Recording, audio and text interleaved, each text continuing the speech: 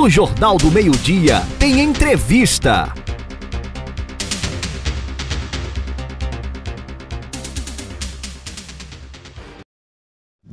Olá, meu nome é Vanessa Moraes, sou psicóloga pela UFRN, Campus Fassis aqui em Santa Cruz. Faço mestrado pelo Programa de Pós-Graduação em Psicologia, também da Universidade Federal do Rio Grande do Norte, no qual estudo questões sobre saúde mental e suicídio. A convite da minha colega Lídia Maria, coordenadora pedagógica em nome da Secretaria de Educação do município de Campo Redondo, eu gostaria de cumprimentar a todos que estão me ouvindo nesse momento, né? Estamos aqui para falarmos um pouco sobre saúde mental nesse contexto da pandemia. Uma fala talvez mais voltada para alunos, pais e professores, mas que pode se estender a todos que estão nos ouvindo nesse momento. É sempre importante falarmos sobre a nossa saúde mental. Em diferentes contextos, eu diria, né? E aí se faz muito importante e necessário falar no contexto no qual estamos vivendo, né? Passando por um momento de quarentena, isolamento social, onde a situação nos pede que a gente fique isolado das pessoas para tentar preservar a nossa saúde e a saúde das pessoas que nós amamos. Vejam, né, que contexto diferente. Ter saúde mental não significa que a gente precise ou que a gente possa estar feliz o tempo todo. Isso é impossível, eu diria. Falar sobre saúde mental também não é seguir uma receita de bolo ou que a gente possa seguir uma fórmula mágica, porque nós somos seres humanos, né? Não existem receitas ou fórmulas mágicas para que a gente possa estar bem o tempo todo ou para que a gente possa, entre aspas, viver essa felicidade plena, né? Tendo em vista que cada ser humano é diferente, cada pessoa tem sua particularidade, seu modo, seu jeito de viver. E ainda mais que a gente tem que pensar que cada pessoa habita um contexto diferente, vive de situações diversas possíveis. Então, o que pode funcionar para uma pessoa pode não funcionar para outra. Tem pessoas, inclusive, que não conseguem e não podem fazer o isolamento social, porque precisa, por exemplo, sair para trabalhar todos os dias. Tem pessoas que estão preocupadas se vão ter ou não o que comer. Eu diria que é uma mínima parcela da população que tem o privilégio de poder estar em casa, fazendo isolamento, cumprindo as medidas de distanciamento social,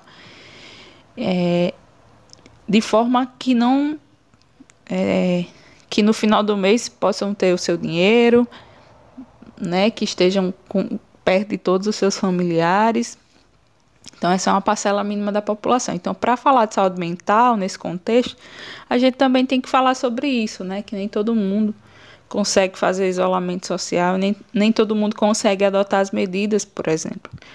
Tem pessoas extremamente carentes que não têm material de higiene para lavar a mão o tempo todo. Né? Não tem dinheiro para comprar máscara ou assim por diante. Né? São alguns exemplos que a gente vem citando. Então, a gente está num momento do país e do mundo, né? Nesse contexto da pandemia, com o novo coronavírus, com essa doença que se chama Covid-19, que nos faz ficar muito preocupados, com medo, ansiosos, com insônia, tristes. E isso não quer dizer que por você ter esses sentimentos, essas emoções, você esteja desenvolvendo um transtorno mental. É importante que se diga isso. Mas é importante também que a gente se observe, o que a gente está sentindo, né? É natural que você escute dizer, olha, mas ontem eu estava bem, hoje eu já acordei triste, com vontade de chorar, né, assim, desanimada, sem vontade de fazer muita coisa. Então, isso no contexto que a gente está vendo, isso é natural. Isso não significa que você já esteja desenvolvendo algum transtorno mental, de ansiedade ou dessa ordem. Né? Porque para se falar em transtorno mental ou adoecimento mental, né, a gente tem que ver com que frequência isso vem acontecendo, né? Com que intensidade isso está acontecendo com você, se está lhe paralisando, se está impedindo que você faça as coisas do seu dia a dia. Então, quando isso acontece, né, com a frequência em que esteja lhe adoecendo, é necessário que você procure ajuda profissional, né? Ou na unidade básica de saúde, ou procurar um profissional da psicologia ou da saúde mental. Então, é importante que a gente se observe e preste atenção nesse contexto no qual estamos vivendo, né? Quais são as emoções que nós estamos tendo nesse momento? Tem uma coisa que está acontecendo também nesse período, que é a relação com que a gente pode produzir ou não, né? Tem muita gente dizendo, assista um filme, leia um livro, sempre no imperativo, né? De faça isso ou faça aquilo. E às vezes nem é possível para todo mundo assistir todos os filmes possíveis, ler todos os livros possíveis. Então, por isso que é nesse sentido que eu falo que não existe receitas, né? O que pode funcionar para um, pode não funcionar para outro. O importante é que a gente possa acolher e compartilhar esses afetos. E saber que a gente pode pedir ajuda. Falar, né, sobre saúde mental e falar sobre isso. É como a gente lidar com os nossos afetos, sejam eles positivos ou negativos. Porque a forma que a gente acolhe as nossas emoções é a gente entender que nós temos limites, que nós somos seres humanos, que podemos pedir ajuda, que quem vai a um psicólogo não é louco.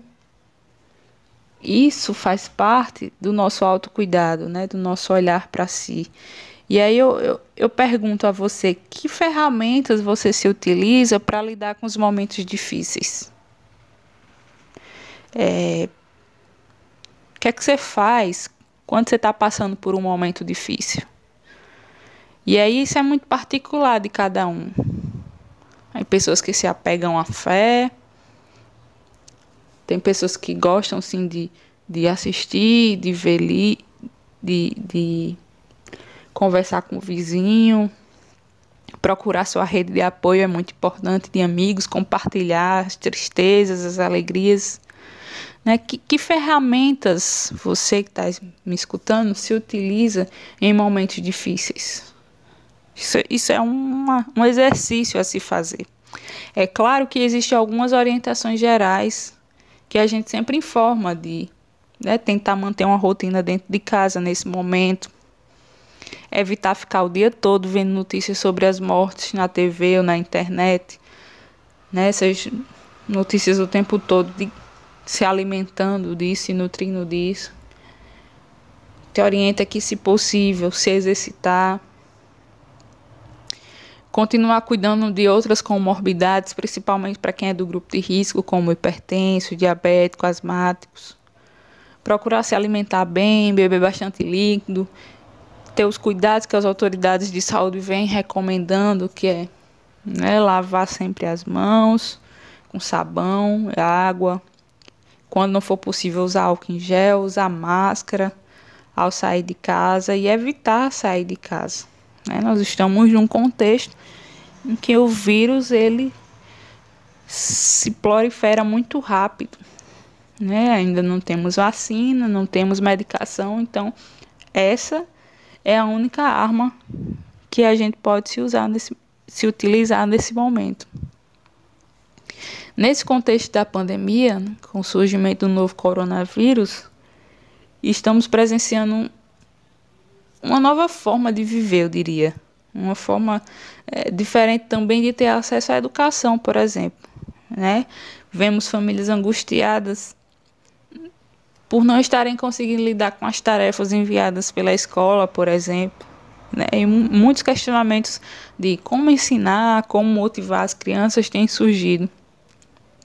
E também outra coisa que a gente percebe é os pais falando da falta de tempo, né, para ter esse acompanhamento.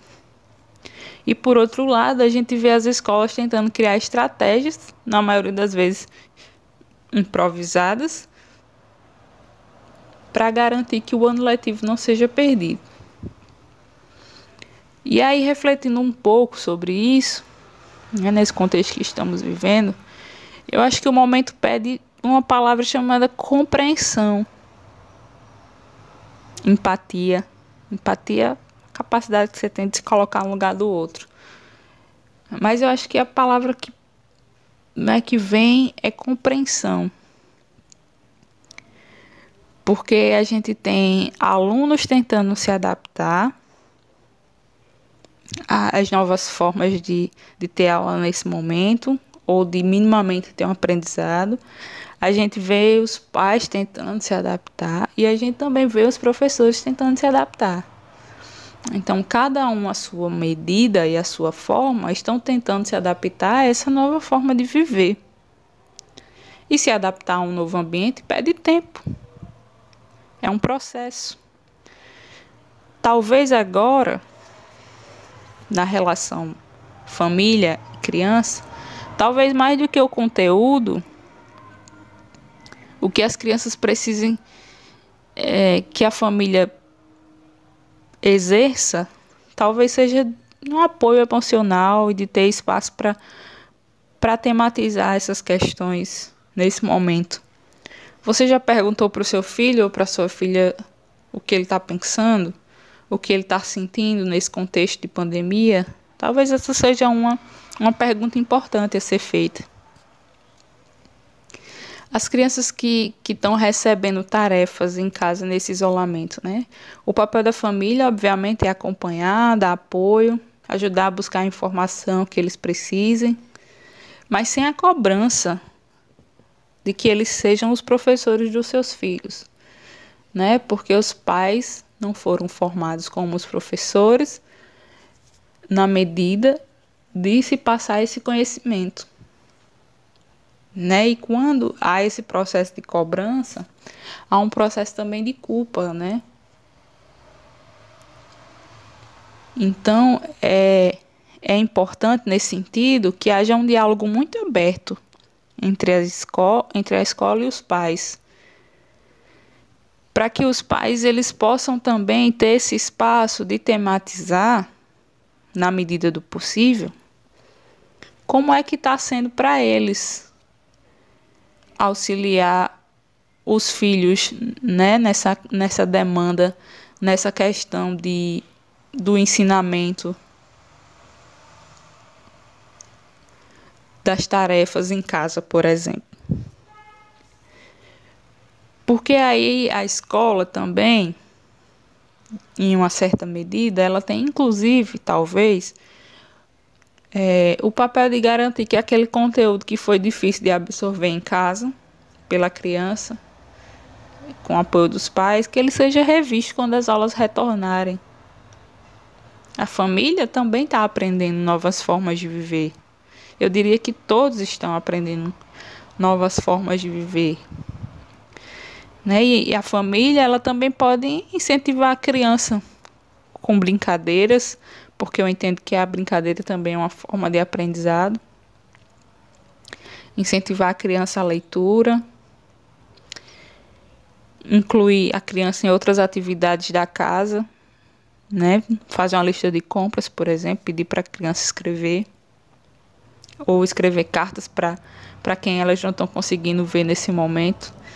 Estou citando exemplos. Talvez isso não sirva ou não faça sentido para todo mundo, né? Ou, por exemplo, colocar regras com relação ao uso do celular e da TV. É importante que as crianças não passem o dia todo no celular, né? Que eles tenham outro momento. Será que tudo precisa ser tecnológico? né? E aí a gente se pergunta, qual é a forma ideal? Existe forma ideal? A aprendizagem é um processo. Não dá para ligar o cronômetro, né, um reloginho, e querer que as pessoas aprendam naquele tempo. E aí, nesse contexto da pandemia, será que ao solicitar as atividades para as crianças e elas não conseguirem entregar as atividades, isso pode ser considerado uma falta? Ou isso quer dizer que ela não aprendeu?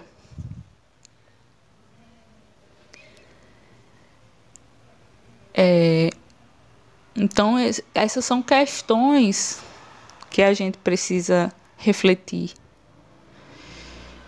Porque, para além de cumprir o ano letivo, né, de terminar as atividades, de entregar em dia, de cumprir carga horária,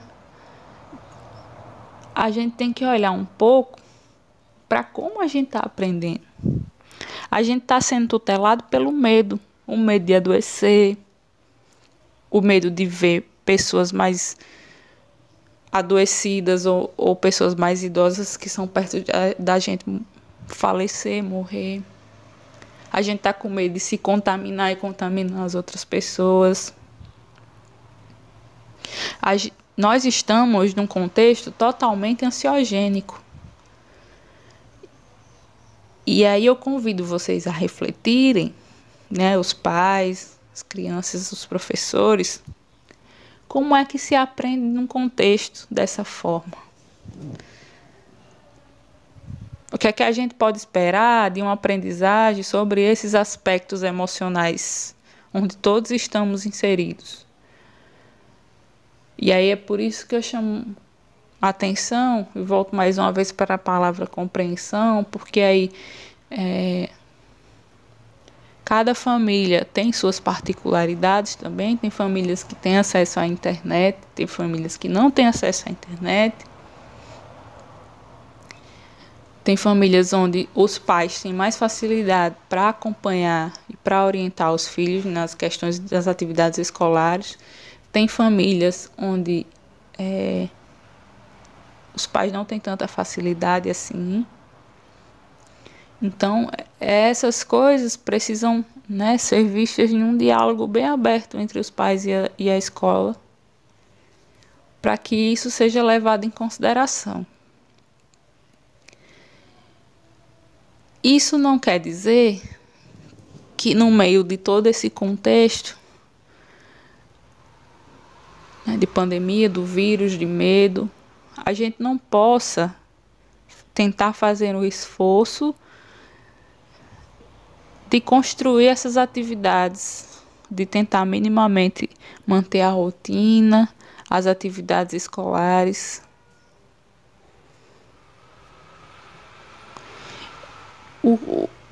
Nesse sentido, o que a gente vem trazendo e refletindo é o que é preciso fazer, né, para que essas atividades aconteçam. Então, as famílias precisam se perceber por que está tão desmotivador, por que está sendo difícil, e colocando os motivos que está sendo difícil que as atividades aconteçam, de acompanhar os alunos. É importante colocar esses motivos, até para que o próprio desânimo ele não nos paralise totalmente, né? Eu preciso dizer, preciso falar, eu preciso verbalizar o que está incomodando, para que através do diálogo, por meio do diálogo, possam se pensar estratégias em que as atividades possam minimamente acontecer. Então, eu gosto sempre de chamar a atenção para as nossas emoções e nossos afetos, porque eles, né, sinalizam um pouco do que a gente vem vivendo e do que a gente pode esperar, inclusive, para o futuro. É difícil conceber, né, nesse momento de pandemia, por exemplo, um ambiente, um espaço que a gente espere que a criança acorde, por exemplo, e vivencie a escola dentro de casa como se estivesse tudo normal, porque não está.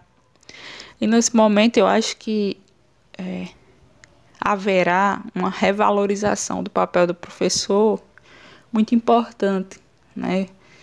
Que eu acho que talvez os pais percebam o quanto é, né, difícil, desafiador, eu diria, acompanhar o processo educacional de uma criança, incentivá-lo né, que os professores fazem isso muitas vezes numa sala com 30 ou 40 alunos. E agora eles estão tendo também que se reinventar, né? Nesse novo modelo de aula, como usar outros meios para que o conteúdo, a educação e as formas de aprendizagem cheguem até os alunos. Então a reflexão que eu deixo é essa de compreensão. Que os pais possam compreender seus filhos, assim como possam compreender os professores. Que os professores possam compreender a dinâmica de cada família. E que todos tenham apoio da gestão escolar. E que haja espaço para o diálogo, né? Para tematizar o que vem dando certo e o que não vem dando certo, porque é uma nova reinvenção de vida, é uma nova forma de viver nesse momento. Então, não dá para formar novas diretrizes sem que se construa a base do diálogo. Então, espero que as minhas reflexões aqui com vocês tenham ajudado de alguma forma. Espero que esse momento, né, eu fico falando aqui, fico também refletindo com vocês, espero que esse momento de pandemia, de adoecimento da população como um todo, ele passe logo e que a gente retome nossas atividades. Dizer que é um momento também onde a gente precisa ter muita serenidade, paciência conosco mesmo, para que a gente entenda que existem dias ruins e que não é possível fazer tantas coisas e que a gente sim se sente desmotivado, é natural, mas que também desejo que existam dias em que a gente possa minimamente tentar construir uma forma nova de aprendizagem. Muito obrigada. Até logo.